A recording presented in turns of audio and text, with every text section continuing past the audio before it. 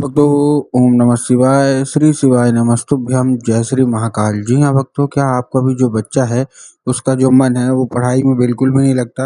आप लोग बहुत ज़्यादा परेशान हो उसकी पढ़ाई के लिए कि आखिरकार हमारा जो बच्चा है वो पढ़ता क्यों नहीं है। जब भी आप कोशिश करते हो कि आपका जो बच्चा है वो पढ़े, तो पढ़ाई के अलावा सब काम करता है लेकिन पढ़ता बिल्कुल भी नहीं है।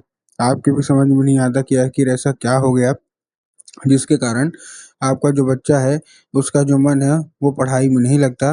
तो आपको टेंशन लेने की कोई भी आवश्यकता नहीं है। आज जो मैं आपको उपाय बताने वाला हूँ, अगर आपने केवल और केवल इतना ही उपाय कर लिया तो अवश्य रूप से जो कोई भी इच्छा है, जो कोई भी मनोकामना है, सारी की सारी इच्छा, सारी की सारी मनोकामना आपकी अवश्य रूप से बाबा भोलेनाथ पूरी करेंगे ही करेंगे। क्या करना है, कैसे करना है, पूरा आपको बताने वाला हूँ, बहुत अच्छे तरीके से आपको समझाने वाला हूँ। तो बस उपाय से ध्यान से सुन के अच्छे से करिएगा ज़रूर।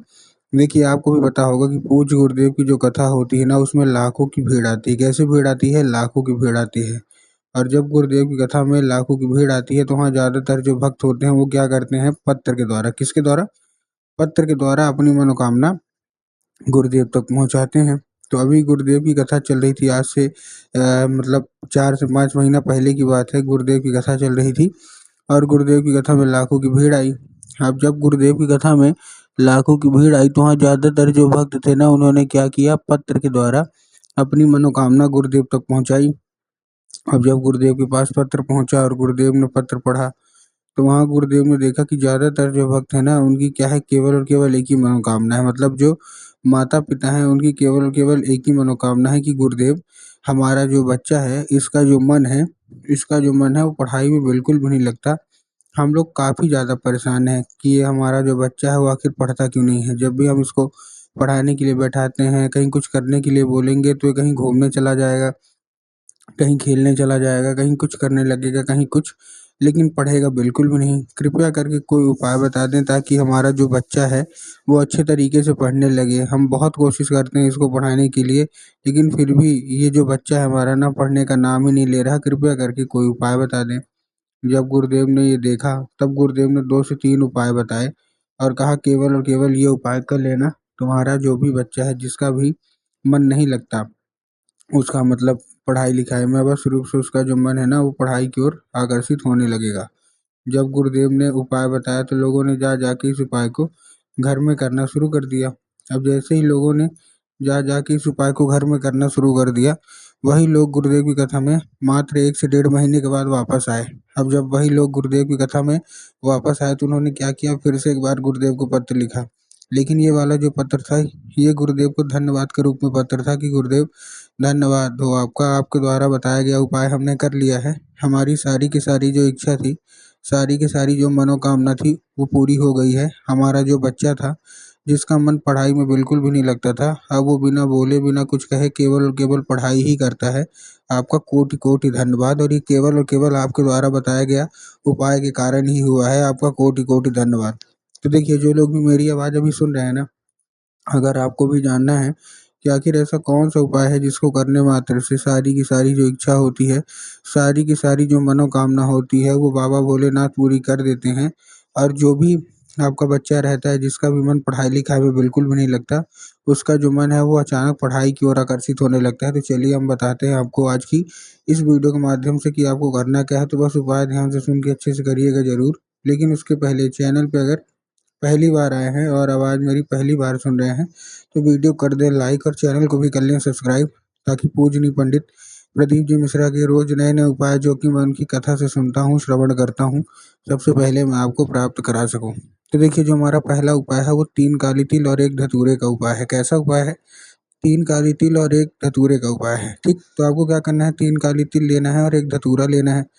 अब देखिए, काली तिल और काली मिर्च में ना बहुत सारे लोग कंफ्यूज होते हैं कि काली तिल लेना है कि काली मिर्च लेना है, हमको थोड़ा साफ-साफ बताइए। तब गुरुदेव ने साफ-साफ बताया कि आपको क्या लेना है, आपको लेना है काली तिल, ठीक? तो आपने काली तिल ले लिया, कितनी? 3, उसके साथ-साथ आपको 1 धतूरा लेना है, ठीक? धतूरा भी आपने ले लिया। अब जैसे आपने धतूरा लिया, अब आपको करना क्या है, जैसे आपने ले लिया, लेने के बाद आपको चुपचाप एक काम करना है, अपने बच्चे के हाथ में दे के उसको भेज देना है कहाँ? सीधा-सीधा शिव मंदिर। अब जैसे ही आपका बच्चा शिव मंदिर पहुँचेगा, शिव मंदिर पहुँचने के बाद उसको क्या बोलना है कि दक्षिण दिशा में खड़ा हो जाए और उत्तर की ओर अपना चेहरा कर ले, ठीक? अब देखिए दक्षिण और उत्तर में भी बहुत सारे लोग कंफ्यूज होते हैं कि दक्षिण क्या है, उत्तर क्या है, हमको थोड़ा साफ-साफ बताओ। तब गुरुदेव ने साफ-साफ बताया है कि आप जिस भी शिव मंदिर जा रहे हैं, उस शिव मंदिर का जिधर साइड जलाधारी होगा, आपको अपना चेहरा उधर साइड करके खड़े हो जाना है, ठीक? खड़े हो गए? खड़े होने के बाद आपको एक नाम लेके, कौन-सा? महादेव का बहुत ही सुंदर सा नाम है, श्रम्भेश्वर महादेव। तो आपको करना क्या है, आपको श्रम्भेश्वर महादेव का नाम लेके उन्हीं का स्मरण करके अपने बच्चे को बोलना है कि चुपचाप क्या कर दे, बाबा भोलेनाथ के ऊपर अर्पित कर दे, ठीक? ये था हमारा कौन-सा? ये था पहला उपाय। अब हम चलते हैं अपने दूसरे उपाय की ओर। अब देखिए जो हमारा दूसरा उपाय है वो कौन-सा है? इस उपाय में आपको करना क्या है? इस उपाय में आपको लेना क्या है, सिंपल सा, आपको एक लाल फूल लेना है। जितने भी माता-पिता हैं, आपको एक लाल फूल लेना है। अब लाल फूल कौन-सा होना चाहिए? देखिए कोई भी ले सकते हैं, गुलाब का ले लीजिए, गुड़हल का ले लीजिए, जो आपका मन है आप ले लीजिए। बस कहीं से कटा-फटा, ये खंडित नहीं होना चाहिए, ठीक? आपने ले लिया लाल फूल। अब आपको इस उपाय को करने के लिए आपके घर में माता सरस्वती की फ़ोटो होना अति अनिवार्य है। अगर आपके घर में माता सरस्वती की फ़ोटो है तब तो अच्छी बात है, लेकिन अगर नहीं है तो आपको बाज़ार जाना है, माता सरस्वती की फ़ोटो लाना है और अपने घर में उनको स्थान देना है, ठीक?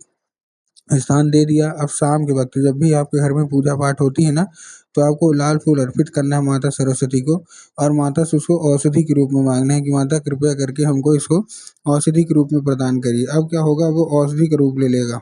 तो बस आपको करना क्या है, उसी रात, ठीक? उसी रात क्या करना है आपको, औषधि का रूप ले लिया। अब आपको क्या करना है, उसी रात जब आपका बच्चा खाना-पीना खा के अच्छे तरीके से सो जाए, तो आपको लाल फूल उठाना है और अपने बच्चे के माथे पे 2 से 3 बार आपको चुपचाप क्या कर देना है, फेर देना है बस। पूज्य गुरुदेव कहते हैं कि अगर आपने ऐसा कर लिया, तो उस फूल के ज़रिए स्वयं माता जो सरस्वती है ना, वो उसके दिमाग में प्रवेश कर जाएँगी और उसका जितना भी दिमाग इधर-उधर के कामों में लगता था ना, वहाँ से ना लग के केवल और केवल जो उसका दिमाग है, वो पढ़ाई की ओर आकर्षित होगा ही होगा, ठीक? ये था कौन-सा? ये था हमारा दूसरा उपाय। अब हम चलते हैं अपने तीसरे और आखिरी उपाय की ओर कि हमारा तीसरा और आखिरी उपाय कौन-सा है? इस उपाय में एक पान का पत्ता लेना है। एक पान के पत्ते के ऊपर आपको शहद का लेपन कर देना है। क्या कर देना है? शहद का लेपन कर देना है। ठीक, कर दिया शहद का लेपन।